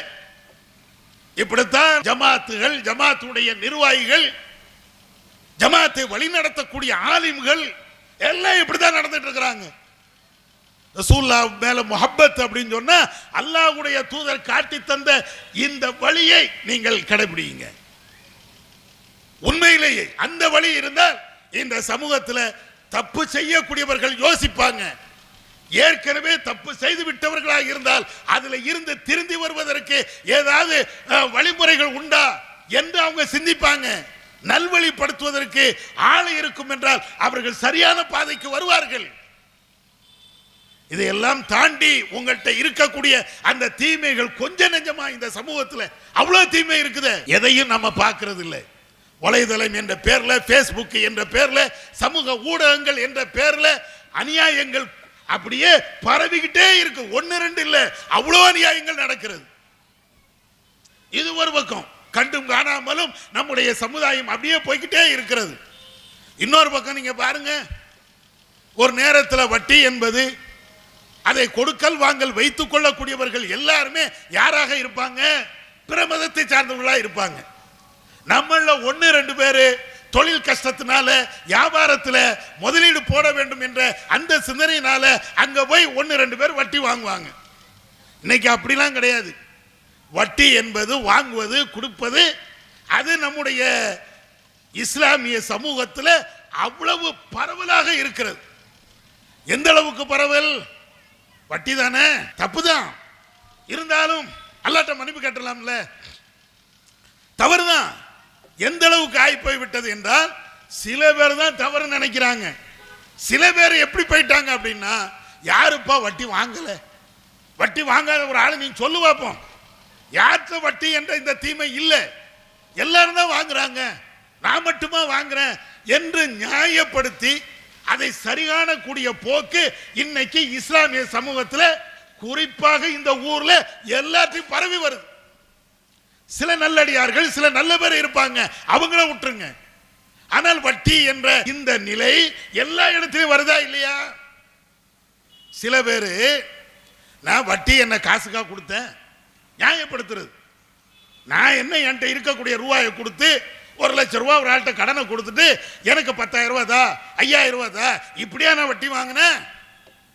எனக்கு கஷ்டம்பா, கடன் நடத்த முடியல, வியாபாரம் நடத்த முடியல, ஒரு ஆட்டோ வாங்க முடியல, ஒரு பைக் வாங்க முடியல, எனக்கு தேவை. அந்த கஷ்டத்தினால தானே நான் பேங்க்ல லோன் வாங்கி அதை செய்யறேன். நான் என்னமோ வட்டி வாங்கி திங்கிற மாதிரியும் வட்டி கடை தொழில் நடத்துற மாதிரி பேசுறீங்களே இப்படின்னு நியாயப்படுத்துறது. இன்னும் சில பேர் வட்டினா என்னன்னு கூட தெரியாம, சில விஷயங்களை அது வட்டின்னு கூட தெரியாம அப்படியே விழுந்து விடுறது. ஏன் இப்ப இந்த நாட்டில், ஏன் உலகம் முழுவதுமே வியாபாரத்தில் ஒரு ட்ரெண்டிங் கொண்டுட்டாங்க. என்ன ட்ரெண்டிங்? உங்கள்கிட்ட காசு வேண்டாம், ஆனா பொருள் உங்க வீடு தேடி வரும். காசு 5 பைசா தேவையில்லை, ஆனா உங்க வீட்டை தேடி பொருள் சேரும். அதுக்கு என்ன செய்யறான்? எல்லா இடத்திலையும் விளம்பரம். 1 ரூபா கொடுங்க, உங்களுக்கு 20,000 ஃப்ரிட்ஜ் உங்க வீட்டுக்கு வந்துடும். 1 ரூபா, 1 ரூபா கொடுத்தா போதும், 20,000 மதிப்புள்ள ஃப்ரிட்ஜ் வீட்டுக்கு வந்துடும். 1 ரூபா கொடுங்க, 40,000 ரூபாய் மதிப்புள்ள ஏசி உங்க வீட்டுக்கு வந்துடும். 1 ரூபாயை கொடுங்க, 20,000 மதிப்புள்ள கட்லு உங்க வீட்டுக்கு வந்துடும். 1 ரூபாயை நீங்க கட்டுங்க, என்ன பொருள் வேணுமோ என் கடையில நீங்க வந்துடலாம். மாசம் மாசம் இஎம்ஐ மூலமாக, இன்ஸ்டால்மெண்ட் மூலமாக நீங்க பணத்தை கட்டினா போதும். இன்னும் கொஞ்சம் பேரு இதையும் தாண்டி அவன் சொல்லக்கூடிய கணக்கு நீங்க பார்த்தீங்கன்னு வைங்களேன், 1 ரூபா கொடுத்து எல்லா பொருளையும் எடுத்துக்கிடுங்க, மாசம் மாசம் நீங்க இதை கட்டுங்க, தவணையை நீங்க கட்டிருங்க. ஆனா வட்டிலாம் கிடையாதுங்க. நாங்க இஸ்லாமியர்கள் வட்டி வாங்க மாட்டாங்கன்னு எங்களுக்கு தெரியுங்க, அதனால வட்டிலாம் கிடையாது இப்படின்னு சொல்லி நம்ம மக்களை ஏமாத்தி இன்ஸ்டால்மெண்ட் என்ற இந்த வியாபாரத்தில், இந்த கடன்ல, இந்த வட்டியில எல்லாத்தையும் தள்ளிட்டாங்க. எந்த வீட்டில் இன்ஸ்டால்மெண்ட்ல உள்ள பொருள் இல்ல?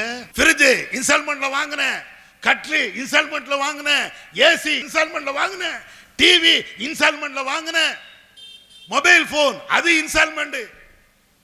பாருங்களேன், 50,000 ரூபாய் மதிப்புள்ள மொபைல் போனு 5,000 ரூபாய் கொடுத்தால் போதும் உங்களுக்கு. இப்ப யாரு காசு கொடுத்தா உனக்கு பொருள் தரன்னு யார் வியாபாரம் பண்றா?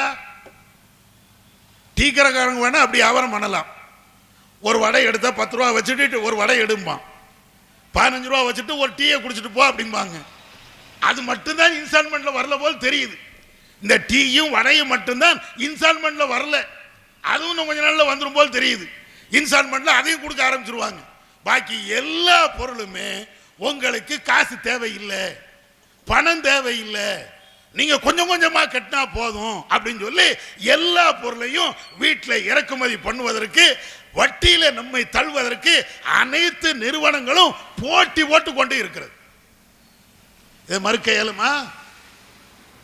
இதுல நம்முடைய தாய்மார்கள் அதுல எங்க போயிட்டாங்க?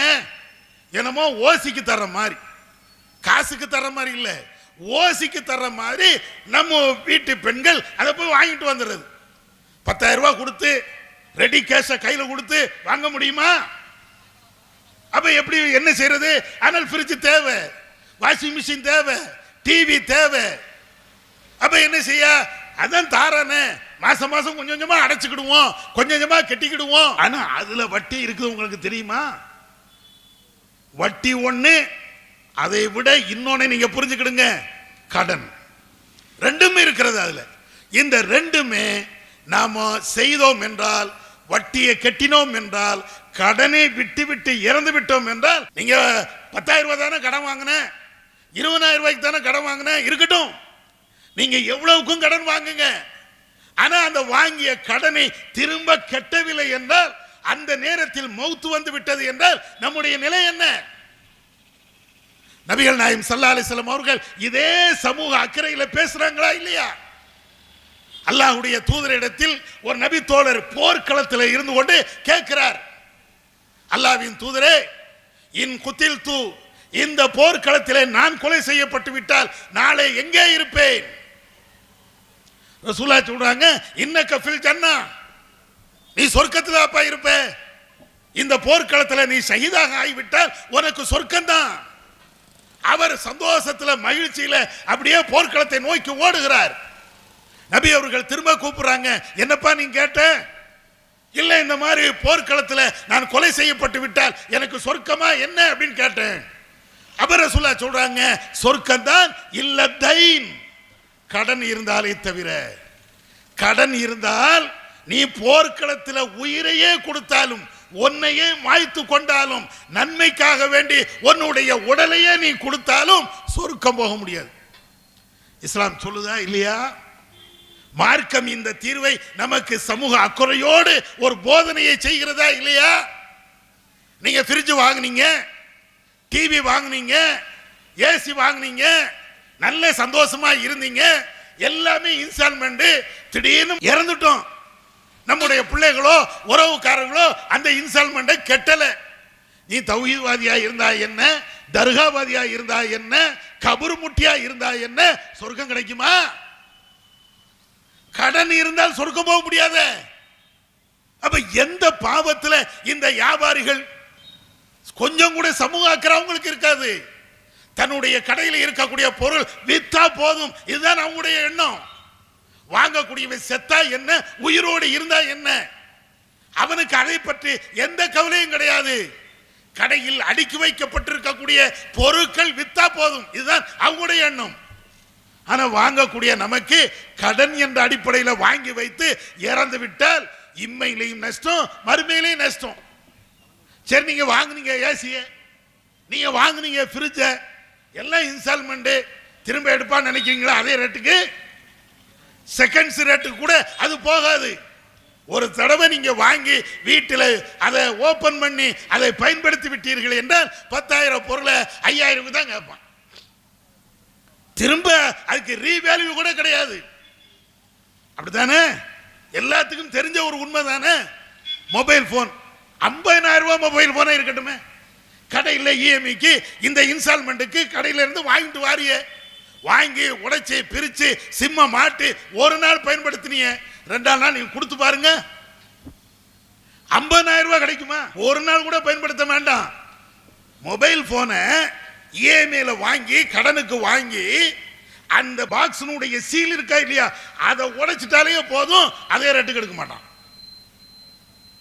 நீங்க பயன்படுத்துவது ரெண்டாவது, நீங்க அந்த பாக்ஸினுடைய சீலை உடைச்சிட்டு, எப்பா தெரியாதனமா வாங்கிட்டேன், ஒண்ணு வேண்டாம், ரிட்டர்ன் வாங்கிக்க, 50,000 ரூபாய் திரும்பத்தா, அல்லது 50,000 நான் கெட்ட தேவையில்லை, ஏன்னா கடனுக்கு வாங்கி இருக்கிறேன் அப்படின்னு திரும்ப ஒப்படைச்சு பாருங்க, வாங்க மாட்டாங்க. உடைச்சிட்டீல, அது சீலை எடுத்துட்டீல, பாக்ஸை உடைச்சிட்டீல. இந்த மாதிரி எல்லா பொருளும் அந்த ரேட்டுக்கு வந்துருச்சு. இப்போ இப்ப நமக்கு உண்டான கவலை என்ன? தாய்மார்களா இருக்கட்டும், யாரா இருக்கட்டும், நீ இஎம்ஐல இன்ஸ்டால்மெண்ட்ல வட்டி என்ற போர்வை ஒரு பக்கம் இருந்தாலும் இந்த மாதிரி கடனுக்கு நீ வாங்கி நீ அழிஞ்சு போக மாட்டியா? இன்ஸ்டால்மெண்ட் பொருளை வச்சுக்கிட்டு அல்லாஹ் அக்பர் தொழுது என்ன புண்ணியம்?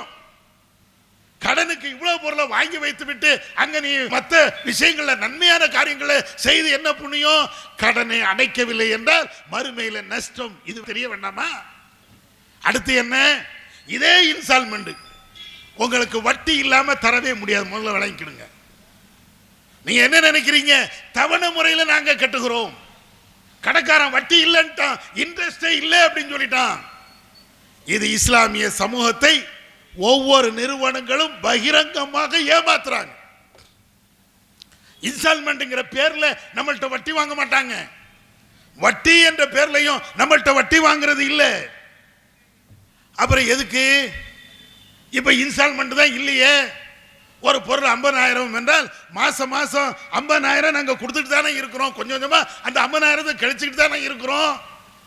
வட்டி இல்லையப்பா சொல்லலாம். ஆனால் மறைமுகமான வட்டி என்ன செய்வாங்க தெரியுமா? இந்த இன்ஸ்டால்மெண்ட்டை உங்களுக்கு தருவதற்கு முன்னாடியே ப்ராசஸிங் ஃபீஸ் அப்படின்னு ஒன்று போடுவாங்க, அல்லது டாக்குமெண்ட் ஃபீஸ் அப்படின்னு ஒன்று போடுவாங்க, அல்லது அந்த விலை இருக்கா இல்லையா, 40,000 ரூபாய் பொருளை 50,000 ரூபாய் அப்படின்னு சொல்லி தருவாங்க. நீங்க விசாரிச்சு பாருங்க. நீங்க விசாரிச்சு பாருங்க. ஒன்று டாக்குமெண்ட் ஃபீஸ்னு வரும், அல்லது ப்ராசஸிங் ஃபீஸ்னு வரும், அல்லது வேற ஏதாவது ஒரு பேர்ல இந்த ஃபீஸ் அந்த ஃபீஸ் அப்படின்னு ஒரு அமௌண்ட்டை தருவாங்க. எதுவுமே இல்லையா? ரொக்கத்துக்கு எவ்வளவு, தவணைக்கு எவ்வளவு நீங்க கேளுங்க. ஒரு பொருள் 10,000 ரூபாய் பொருள், ரொக்கத்துக்கு எவ்வளவு? 10,000 ரூபாய். தவணைக்கு எவ்வளவு? நான் மாசம் மாசம் 1000 ரூபாய் கட்டுதேன், தவணைக்கு எவ்வளவுப்பா? 12,000 ரூபாய். இருக்கா? இன்னைக்கு இருக்கா இல்லையா? நீங்க விசாரிச்சு பாருங்க. ஒவ்வொரு இடத்திலையும் இது இருக்கா இல்லையான்னு விசாரிச்சு பாருங்க. நம்ம என்ன நினைக்கிறோம்? அவன் இன்ட்ரெஸ்ட் சொல்லல, இல்ல வட்டின்னு சொல்லவே இல்லை. இதுக்கெல்லாம் என்ன பேரு? வட்டியை இன்னொரு பேர்ல சொல்றாங்க. இன்ட்ரெஸ்ட் ஆங்கிலத்தில் சொல்வதில்லை, வட்டின்னு தமிழையும் சொல்றது இல்லை. அதுக்கு அப்படியே உல்டாவாக மாற்றி வேற ஏதாவது ஒரு பேரை வச்சு நம்மள்கிட்ட இருந்து 1000 500 அல்லது 5000 கறந்துடுறாங்க. ரெண்டாவது நம்மளை வட்டி கொடுத்த அந்த பாவத்தில் அப்படியே தள்ளி விட்டு போறாங்க. இது நடக்கா இல்லையா? அப்ப என்ன வட்டி இல்ல, வட்டி இல்ல, இன்ஸ்டால்மெண்ட்ல தான் நாங்க போறோம். எவ்வளவு கடுமையாக அல்லாஹ் குர்ஆன்ல எச்சரிக்கை செய்கிறான். வட்டி வாங்கக்கூடியவர்கள் அல்லாஹ் ரசூலிடத்தில் போர் செய்வதற்கு தயாரா? அவ்வளவு பெரிய பாவம் தானே வட்டிங்கிறது. இங்க வாங்கினாலும் கொடுத்தாலும் மறுமையில ரத்த ஆத்துல நீந்த வேண்டுமே. பிற சமுதாய மக்களுக்கு இதை பற்றி அக்கறை இருக்காது, அவங்களுக்கு கவலை இருக்காது, அவர்களுக்கு இது தீமை என்று கூட தெரியாது. ஆனா இஸ்லாமிய சமூகத்தில் இந்த வட்டியை பற்றி தெரியாதா? இதனுடைய பாவங்கள், இதனுடைய கொடுமைகள், இதனால் ஏற்படுகின்ற விளைவுகள் இம்மையிலையும் நாசமாகி மறுமையிலையும் நாசமாகின்ற மிக மோசமான ஒரு நிலை நம்மளுக்கு தெரியாதா? அப்புறம் எதுக்கு இன்ஸ்டால்மெண்ட், எதுக்கு வட்டி? இன்னும் சொல்ல போனாங்க, அல்லாஹ்வுடைய தூதர் நமக்கு அவ்வளவு அற்புதமான, அவ்வளவு அழகான, நம்ம வாழ்க்கையை இனிமையாக கழிக்கக்கூடிய ஒரு வார்த்தையை ரசூலுல்லாஹ் சொன்னாங்க. என்ன சொன்னாங்க தெரியுமா? லைஸல் கனி அன் கஸ்ரத்தில் அருள் வலாக்கின்னல் கனி கினன் நஃப்ஸ். எவ்வளவு அற்புதமான மணியான ஒரு வார்த்தை. பணக்காரங்கிறது உன்கிட்ட நிறைய செல்வம் இருக்கிறது பணக்காரன் கிடையாதுப்பா. ஒரு வீட்டுக்கு போறோம், ஏசி இருக்கிறது, ஃப்ரிட்ஜ் இருக்கிறது, டிவி இருக்கிறது, கட்டில் இருக்கிறது, மெத்தை இருக்கிறது, கிச்சனுக்கு போனால் தேவையான அனைத்து சாதனங்களும் இருக்கிறது. இப்படி வீடை எல்லா பொருட்களால் அலங்கரித்து வைத்திருக்கிறார். இதை பார்த்தால் ஒரு மனுஷனுக்கு என்ன தோணும்? எல்லாம் வசதி படைச்சவனுப்பா. வீட்டை பாரு, போற இடம்லாம் அவன் ஏசியை மாட்டி வச்சிருக்கிறான். தரையை பாரு, பளிங்கு கற்களா போட்டு வச்சிருக்கிறான். கிச்சனை நீ போய் பாரு, மாடுலர் கிச்சனை போட்டு வச்சிருக்கிறான். அவ்வளவு காசு, காசுன்னு பார்க்காம வீட்டை இவ்வளவு செஞ்சிருக்கிறான், நல்ல காசு. ஆனா ரசூலுல்லாஹ் எப்படி பார்க்கறாங்க தெரியுமா? இவ்வளவு காசு இருக்குது, இவ்வளவு பணம் இருக்குது, இவ்வளவு பொருளாதாரம் இருக்கிறது, இது எல்லாம் வச்சு நீ பெரிய செல்வத்தை நீ நினைக்கிறியா? போதும் என்ற மனசு இருக்கணும்டா. மனுஷனுக்கு எனக்கு இது போதும், இன்னைக்கு பழைய கஞ்சி தான் எனக்கு உணவா, அல்ஹம்துலில்லாஹ் என்று சொல்றிய நீ தான் மிகப்பெரிய கோடீஸ்வரன். டாடா பிர்லா கோடீஸ்வரன் கிடையாது, அதானி அம்பானி கோடீஸ்வரன் கிடையாது. உன் வீட்டில் அன்றைக்கு ஒரு ஆப்பம் இருக்கிறது, ஒரு இட்லி இருக்கிறது, அதுக்கு தொட்டுக்கிட சட்னி மட்டும் தான் இருக்கிறது. அதை வச்சு சாப்பிட்டுட்டு அல்ஹம்துலில்லாஹ் இறைவா எனக்கு தந்த இந்த அருளுக்கு புகழ் அனைத்தும் உனக்குத்தான் என்று நீ பேசுகிறிய, நீ தான் லட்சம் அதானிகளை விட நீ தான் பெரிய கோடீஸ்வரன். நான் சொல்லல, கண்மணி நாயகம் ஸல்லல்லாஹு அலைஹி வஸல்லம் சொல்றான். என்னைக்காவது இந்த சிந்தனை வருதா? என்னைக்காவது பரந்த மனப்பான்மை நமக்கு வருதா? இன்னும் சொல்ல போனா இந்த வட்டி அல்லது இது போன்ற நிலைக்கு நம்ம தள்ளப்படுவதற்கு இன்னொரு காரணம் என்ன தெரியுமா? நம்ம வாழ்க்கையை பார்த்து நம்ம பழக மாட்டோம். நம்ம எப்படி வாழணும் அப்படின்னு சொல்லி எழுத்த வீட்டுக்காரனை பார்ப்போம், அடுத்த வீட்டுக்காரனை பார்ப்போம், அவனை பார்ப்போம், இவனை பார்ப்போம். அவன் வீட்டில் ஏசி இருக்குது, இவன் வீட்டில் ஃபேன் இருக்குது, அவன் வீட்டில் கட்லி இருக்குது, இவன் வீட்டில் மெத்தை இருக்குது, அவன் வீட்டில் பெரிய டிவி வச்சிருக்கிறானே, அவன் வீட்டில் அது இருக்குது. இதை பார்த்து பார்த்து பார்த்து தான் நம்முடைய கடன் சுமையை அப்படியே ஏத்தி வட்டியில விழுவதற்கு இதுதான காரணம். இவ்வளவு தீமைகள் நம்முடைய சமூகத்தில் இன்னைக்கு இருக்கா இல்லையா? இப்ப நம்ம கேட்கக்கூடியது என்னன்னா, இந்த செல்போன் வந்ததற்கு பின்னால் செல்போன் மோகத்தில் இந்த இளைய சமுதாயம், திருமணம் முடித்த பெண்கள், திருமணம் முடித்த ஆண்கள், அவங்க சீரழியக்கூடிய இந்த சீரழிவு, இன்ஸ்டால்மெண்ட் என்ற பேர்ல நம்முடைய குடும்பங்கள் அத்தனை பேரும் வட்டியில கிடந்து திகைப்பது, தீமைகள் அப்படியே மலை அளவிற்கு அப்படியே விரிஞ்சுக்கிட்டே போகிறது. இதையெல்லாம் என்ன காரணம் தெரியுமா? நான் ஏற்கனவே சொன்ன மாதிரி இந்த சமூகத்துக்கு சமூக அக்கறை இல்லை. நம்முடைய சமுதாயத்தில் இந்த தீமைகள் பெருகிக் கொண்டே போவதற்கு, மானங்கள் கப்பல் ஏறி போவதற்கு, மரியாதைகள் இல்லாமல் போவதற்கு, நம்முடைய சமுதாயம் நரகத்தின் விளிம்புக்கே சென்று கொண்டிருப்பதற்கு என்ன காரணம்? யாருக்கும் சமூகத்தை பற்றி உள்ள அக்கறை இல்லை. அவன் ரீல்ஸ் போடுறான், போட்டுமே நமக்கு என்ன, இவன் ஏமாத்துறான் நமக்கு என்ன, நல்ல ஏமாத்தட்டுமே, இவன் கொள்ளை அடிக்கிறான் நல்ல கொள்ளை அடிக்கட்டுமே, அடுத்த வீட்டில் திருட்டு நடக்குது நமக்கு என்ன, எல்லாம் நடக்கட்டுமே. இப்படின்னு இருந்ததனுடைய விளைவு, சமூக அக்கறை இல்லாம போனுடைய விளைவு இவ்வளவு பெரிய தீமை. இப்படி எல்லாம் சமூக அக்கறை இல்லாம போனா என்ன நடக்கும் தெரியுமா? இன்னைக்கு அடுத்த வீட்டில் ஒரு பெண்ணு படிதாண்டி ஓடுகிறாள், அடுத்த ஊர்ல ஒருத்தர் ஏதோ தீமைகளை செஞ்சுக்கிட்டே இருக்கிறான். இந்த ஊர்ல இவ்வளவு திருட்டு நடக்குது, அந்த ஊர்ல அப்படி நடக்குது, இங்க இப்படி நடக்குது அப்படின்னு சொல்லக்கூடிய இந்த பேச்சுக்கள் அனைத்தும் நாளைக்கு நம்ம வீட்டில் நடக்கும். நன்மையே தீமையை தடுக்கின்ற அந்த சமூக அக்கறை இல்லை என்றால், நம்மை சுற்றி இருக்கக்கூடிய இந்த தீமைகளை தடுக்கக்கூடிய அந்த சமூக அக்கறை இல்லை என்றால், நாளைக்கு நம்ம வீட்டில் இதுதான் நடக்கும். தெரிஞ்சுக்கிடுங்க, அல்லாஹ் காப்பாற்றணும். நம்ம வீட்டில் நம்ம குடும்பத்தில் இதே போன்ற ஒரு தீமை நடக்கும்.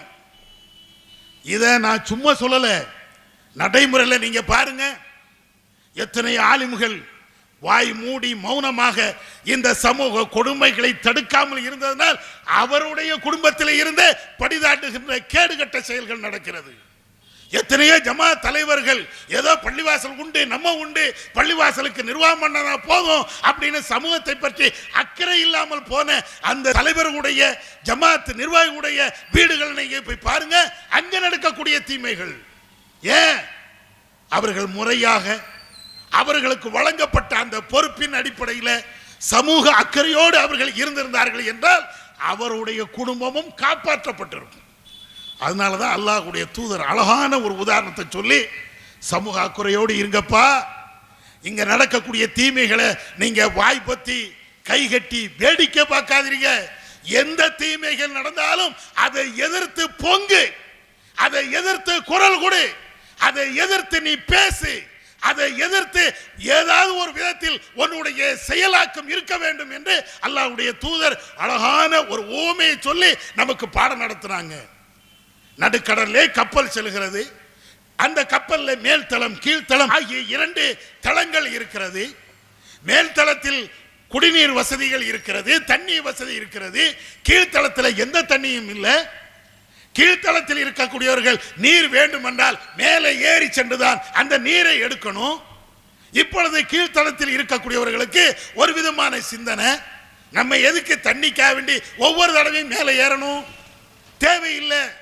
கீழே நம்ம கீழ்ப்பகுதியிலே இருக்கிறோம், நம்முடைய பகுதியிலேயே கப்பல்ல ஒரு ஓட்டையை போட்டு விட்டால் கடல் உள்ள தண்ணி நம்முடைய பகுதிக்கு உள்ள வந்துருமே என்று ஓட்டையை போட்டால் கீழ்த்தளத்தில் இருக்கக்கூடியவர்கள் அவருடைய பகுதியில் அந்த கப்பல்ல ஓட்டையை போட்டால் இதை வேடிக்கை பார்த்து கொண்டு மேல் தளத்தில் இருக்கக்கூடியவர்கள் அப்படியே இருந்தால், சமூக அக்கறை இல்லாமல் இருந்தா மூழ்க போறது யாரு? கீழ்த்தளத்தில் அந்த கப்பலில் பயணிக்கக்கூடிய அவங்க மட்டுமா, மேல் தளத்தை சார்ந்தவர்களா? ரசூலுல்லாஹ் எவ்வளவு அழகான அற்புதமான உதாரணம் சொன்னாங்க. எப்ப தீமையை கண்டு நீ வாய் பொத்தி மௌனமாக இருந்தால், அதை கண்டு எந்த பேச்சும் பேசாமல் இருந்தால் விளைவு என்ன தெரியுமா? அடுத்த வீட்டில் எரிகின்ற அதே நெருப்பு, அடுத்த வீட்டில் பற்றி எரிகின்ற அதே நெருப்பு உன்னுடைய வீட்டையும் பதம் பார்க்கும் என்பதில் மாற்று கருத்து கிடையாது. அதான் ரசூலுல்லாஹ் இவ்வளவு அழகான உதாரணத்தை சொன்னாங்க. இந்த பணியை செய்வதுதான் தமிழ்நாடு தௌஹீத் ஜமாத். எங்களுக்கு சமூக அக்கறை உண்டு. எங்களுக்கு இந்த சமுதாயத்தில் என்ன தீமைகள் நடந்தாலும் அதை கண்டு எங்களால் பொறுத்து கொண்டே இருக்க முடியாது. நீ ரீல்ஸ் போட்டாலும் சரி, இஎம்ஏ வாங்கினாலும் சரி, வட்டி வாங்கினாலும் சரி, இது அல்லாத இன்ன தீமைகளை செய்தாலும் சரி, எங்களால் என்ற அளவிற்கு சமூக பொறுப்போடு இந்த தீமைகளை தட்டி கொண்டே இருப்போம், சுட்டி காட்டிக் கொண்டே தான் இருப்போம். ஏன் நாளைக்கு ஏன் வீட்டில் வரக்கூடாதுல, ஏன் குடும்பத்துக்கு வரக்கூடாதுல, நீ அழிஞ்சது மாதிரி நான் அழியக்கூடாதுல, உன்னுடைய மானம் கப்பலை என்ன மாதிரி ஏன் மானம் கப்பலை ஏறக்கூடாதுல. அதுக்காக வேண்டித்தான் இந்த ஜமாத்து எல்லா இடத்திலையும் நாங்கள் போராடி கொண்டே இருக்கிறோம். வரதட்சணை என்ற பேர்ல வந்தாலும் சரி, தர்கா என்ற பேர்ல வந்தாலும் சரி, சூனியம் ஏமாத்து எந்த பேர்ல வந்தாலும் சரி, இந்த சமூகத்துக்கு எதிராக எவ்வளவு பெரிய தீமைகள் வந்தாலும் சரி, அதை எதிர்த்து நாங்கள் குரல் கொடுத்துக்கிட்டே இருக்கிறோம். இறுதியாக ஒன்றை சொல்லிக் கொண்டு முடிக்கிறேன். இந்த சமூக பொறுப்பு நம்முடைய மார்க்கம் நமக்கு தந்த ஒரு கடமைகளில் ஒரு கடமை. ஒரு முஸ்லிமாக வாழ வேண்டும் என்றால் சமூக பொறுப்போடு தான் வாழ வேண்டும். சமூக பொறுப்பு இல்லாமல் யாரும் எப்படி நடந்து கொண்டு செல்லலாம் என்று நினைத்தால் அவன் முஸ்லிமாக வாழ முடியாது. எனவே உண்மையான முஸ்லிமாக, சமூகத்தில் நடக்கக்கூடிய அனைத்து தீமைகளையும் தட்டி கேட்கக்கூடிய முஸ்லிமாக, முதுகெலும்புள்ள முஸ்லிமாக, அல்லாஹும் ரசூலும் காட்டி தந்த உன்னத முஸ்லிமாக நாம் அனைவரும் வாழ்வோமாக. வல்லாஹ் அதற்கு அருள் செய்வானாக. வாஹிர் தஅவானா அல்ஹம்துலில்லாஹி ரப்பில் ஆலமீன். இஸ்லாம் மற்றும் சமுதாய செய்திகளை அறிந்து கொள்ள தமிழ்நாடு தௌஹீத் ஜமாஅத் யூடியூப் பக்கத்தை உடனடியாக சப்ஸ்கிரைப் செய்து கொள்ளுங்கள். மேலும் பெல் பட்டனையும் கிளிக் செய்து கொள்ளுங்கள்.